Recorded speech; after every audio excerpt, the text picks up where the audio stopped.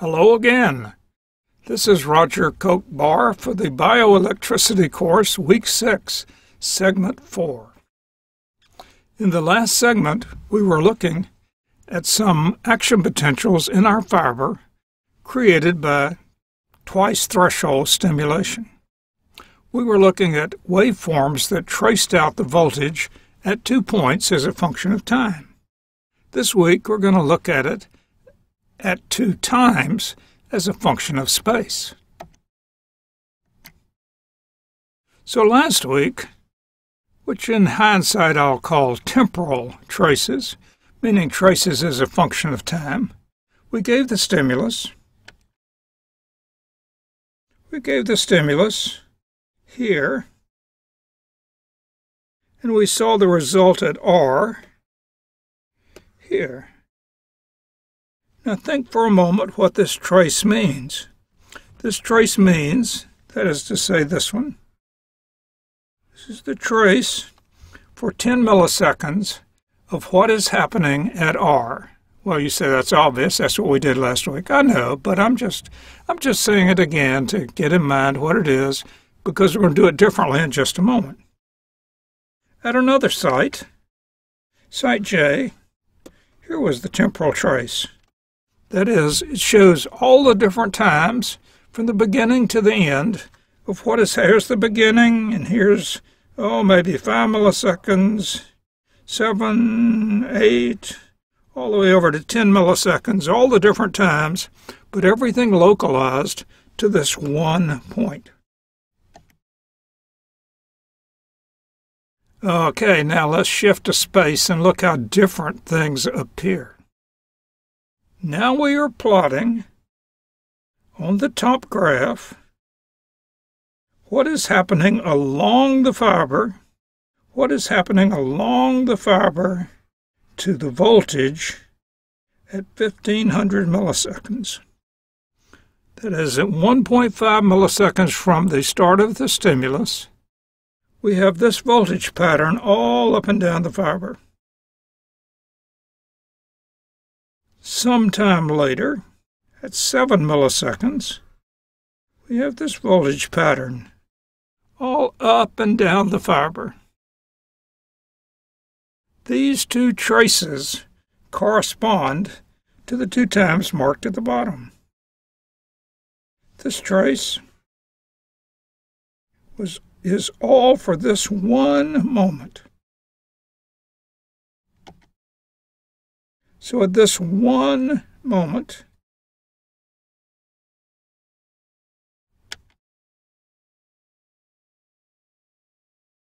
right then, the time when the action potential at the first electrode plotted, that is to say the action potential at electrode I, is just about at its peak, what's happening up and down the fiber is we have this voltage pattern.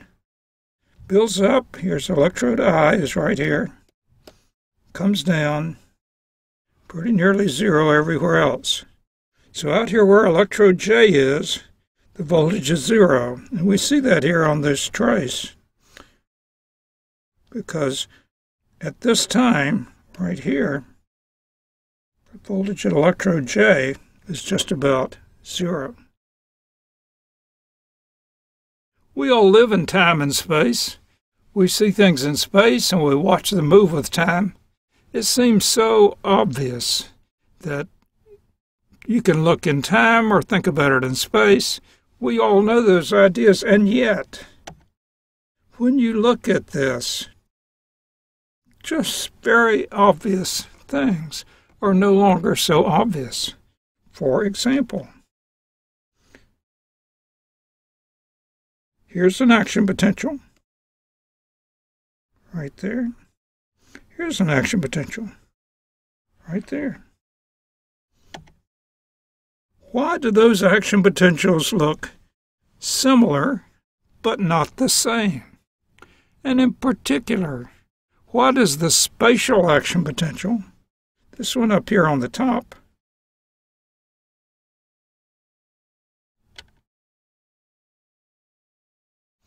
why does that one seem to be turned around as compared to this one down here on the bottom.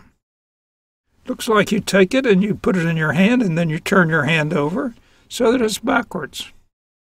So you say, well, they're somehow different. Well, yeah, the plot is different. But on the other hand, this is the very same simulation, the very same one shown at the top and shown at the bottom.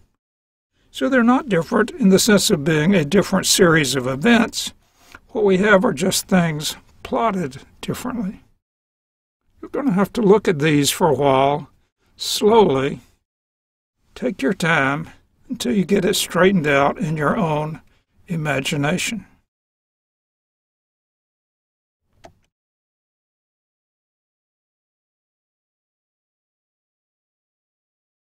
So I replace the time traces on the bottom with the sketch that shows where the electrodes are.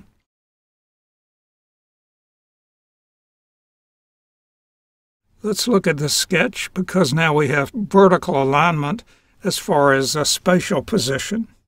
So what this sketch is showing us is at the moment, when the voltage is at its peak at electrode I, potential distribution up and down the fiber is this distribution here.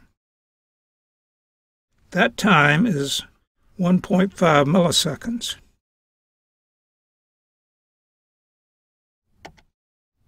Later on, at 7 milliseconds, we know that the voltage has reached its peak, near the peak, actually just a little bit past the peak, at electrode J.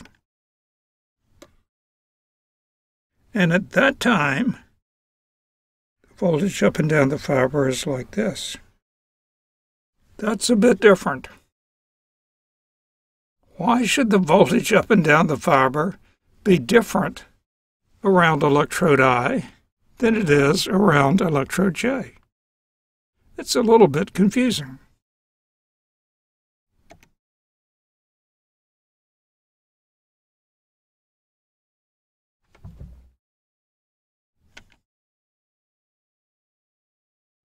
So let's talk about excitation waves. When excitation is propagating from one place to another, people call that an excitation wave, and in particular the boundary, right at the place where the tissue has been depolarized as compared to still being at the baseline, the place where an action potential has propagated to, right beside where there is no action potential yet. That boundary is often called the excitation wave. The excitation wave is where things are moving from no action potential to action potential. So here's the question. In this slide, how many excitation waves are there? Well, that is a little bit tricky. We can say, thinking about this, that at 1.5 milliseconds, there are 2 excitation waves, because we have stimulated, and now excitation is going in both directions from the site of stimulation. The stimulation site is where the electrode is, so this waveform is symmetric at this time around the site of stimulation. We can expect action potentials to propagate to the right and action potentials to propagate to the left.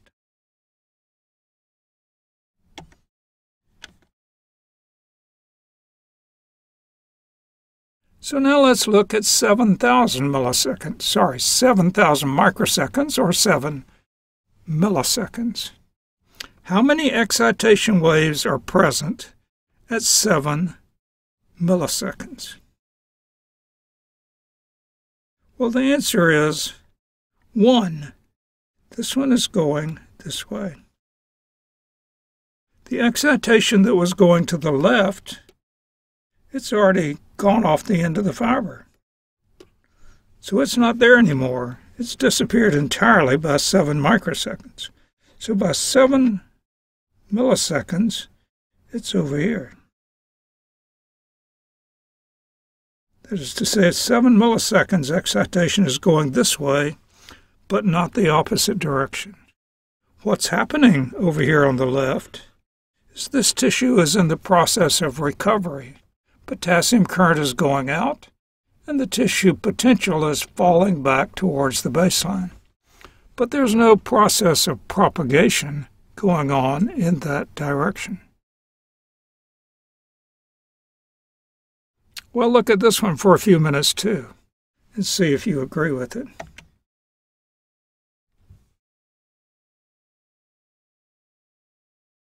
So now where is the peak axial current?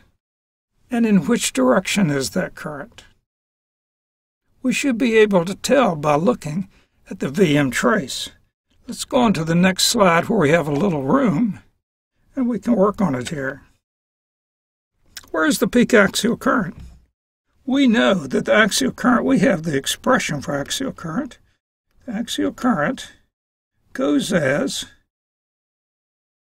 dVm dx with a minus sign. So there's a lot of dVm dx and a lot of axial current at the first time, that is to say at 1.5 milliseconds. There. Big dVm dx. So there's a lot of axial current here. Big dVm dx. A lot of axial current there. At 7 milliseconds, big dVm dx. So there's a lot of axial current. Moderate dVm dx. So there's a lot of axial current. In each case, I drew an arrow to indicate the current's direction. Now, on the other hand, we get out here. On either trace, there's a zero. There's no slope of Vm, and there's no axial current at those times.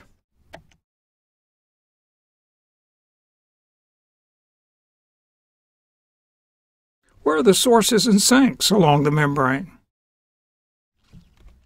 You recall that we said that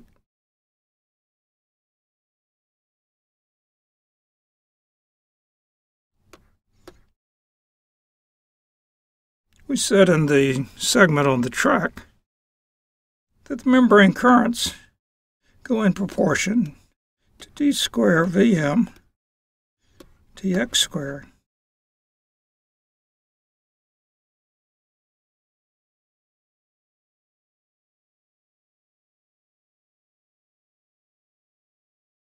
Inflection points, points where the curvature changes.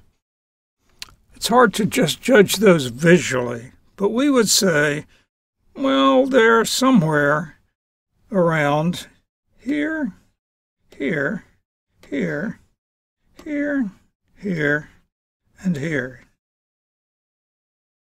And of these, which are sources and which are sinks? Well, let's make the sources in red. I think they're here, here, here, and here. And which are sinks? I think they're here and here. 2 sinks, 4 sources on these 2 graphs. On either one of them, there is 1 sink and 2 sources. Amazing that we can make such a good guess. I'm sure that's right. We can make a good guess just by looking at the curve.